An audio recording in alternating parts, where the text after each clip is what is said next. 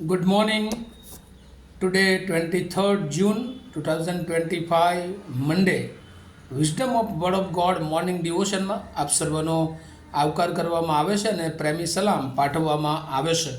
આજે સવારે આપણે નીતિવચનોના પુસ્તકમાંથી એનો 12મો અધ્યાય અને એની 26મી કલમ પર પ્રભુનું વચન જોવા માગીએ છીએ. પ્રોવ્સ ચેપ્ટર 12 વર્સ 26. અને પ્રભુનું વચન આપણને આ પ્રમાણે કહે છે, નેકીવાન પોતાના પડોશીને સીધે માર્ગે ચલાવે છે, પણ દુષ્ટોનો માર્ગ તેઓને ભૂલમાં નાખે છે.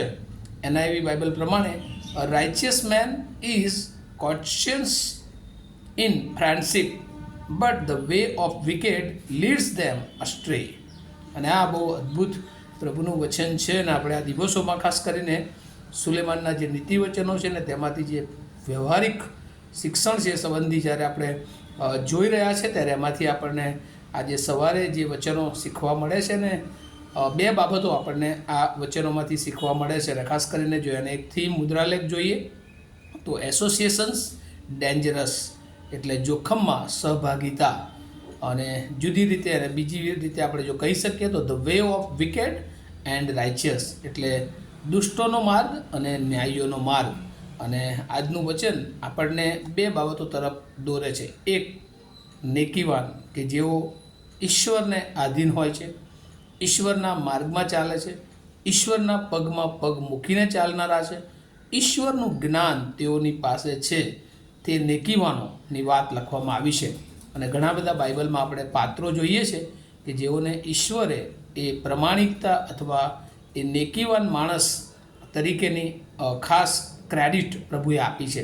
અને એમાં જૂના કરારમાં અયુબની ખાસ વાત લખવામાં આવી છે કે એના જેવો એ સમયમાં કોઈ નેકી, કોઈ પ્રામાણિક માણસ બીજો એ હતો નહીં. અને એટલે અયુબ એ પ્રમાણિક માણસ, અને હંમેશા અયુબ એ એના કુટુંબની વાત હોય કે બીજા લોકોની વાત હોય, એ બધાને તે સીધે માર્ગે ચાલે છે. અને આ નેકીવાન માણસનું આ ગુણ છે, આ લક્ષણ છે, એ પોતે સીધા માર્ગે ચાલે છે, જે દેવને ગમે છે એવો માર્ગ તે ચાલે છે, અને પોતાના મિત્રો પડોશીઓને પણ તે માર્ગે ચલાવે છે.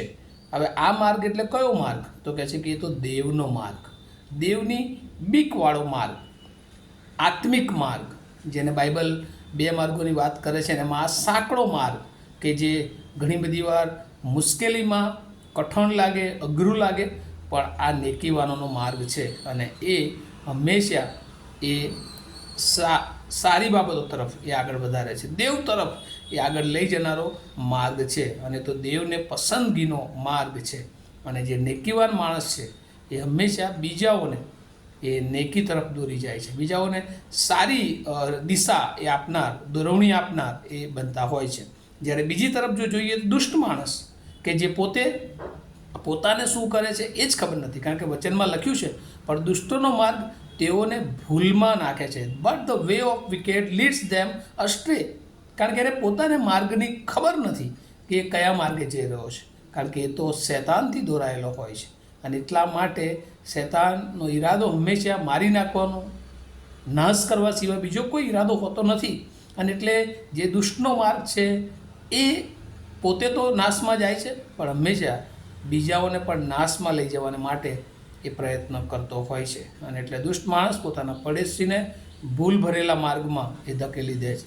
શરૂઆતમાં એ માર્ગ બહુ આકર્ષિત લાગતો હોય છે, બહુ જ અદ્ભુત એ માર્ગ લાગતો હોય છે. જેમ એક ઉદાહરણ છે, જો પેલા ઘરમાં માઉસ, ઉંદર હોય છે, અને ઘણીવાર રાત્રે એ કોઈ ઘરોમાં, ગામડાના ઘરોમાં મોટાભાગે પહેલાં ઉંદરો આવી રીતે એ ઘણી બધી વાર એ આપણી એડી એ કરડી ખાતા હોય, પણ જ્યારે એ એડી એ કરડતા હોય ત્યારે આપણને એનો બહુ મીઠો અહેસાસ થાય, ખબર પડે નહીં કે આ એડી એ કરડી રહ્યા છે, ઉપરથી સારું લાગે એટલે આપણે એને રોકીએ નહીં.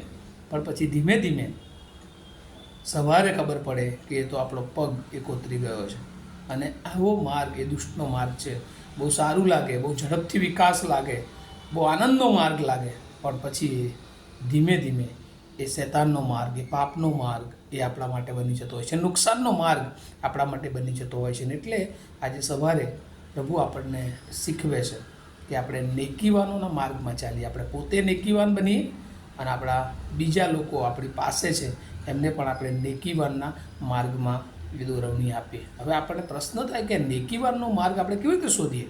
તો જ્યારે આપણે પ્રભુની ઓળખમાં હોઈએ છીએ ત્યારે પવિત્ર આત્મા આપણને આ માર્ગ વિશે એ શીખવે છે. સુલેમાન કે જેણે આ નીતિવચનો લખ્યા એ પણ આ નેકીવાનોના માર્ગથી એ દૂર થતાં ઘણીવાર જોઈએ છે અને ત્યાં બહુ મોટું નુકસાન એ ભોગવે છે. એટલે પોતાના જીવનના આત્મિક અનુભવોને આધારે આ બધી બાબતો તે પવિત્ર આત્માની દોરવણીમાં લખે છે. જૂના કરારમાં અયુબ, નવા કરારમાં આપણે યહૂદાનો માર્ગ જોઈએ છે.